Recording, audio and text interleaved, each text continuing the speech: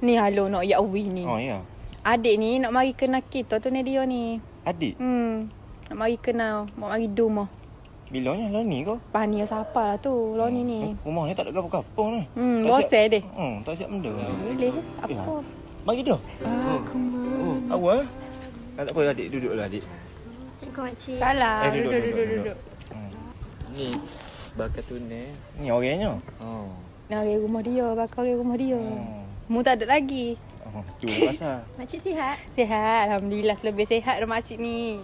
Elok lah orangnya. Tengok tu gue ada.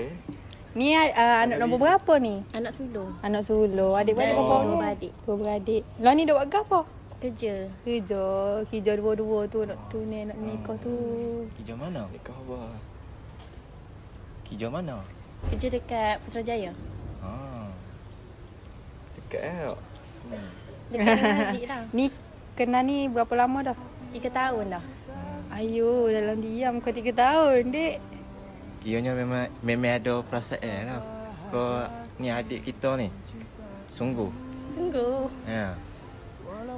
Adik mana adik? Memang ada perasaan juga ke dia? Sungguh kan? Tak tipu dah. Lepas tu ni nak tunai nak ikat berapa lama ni? Tengok dulu. Ni boleh kak. Kita nikah. Tunggu kupu-piti sikit. Tak saya gelak adik. Nak tunai dah lepas ni.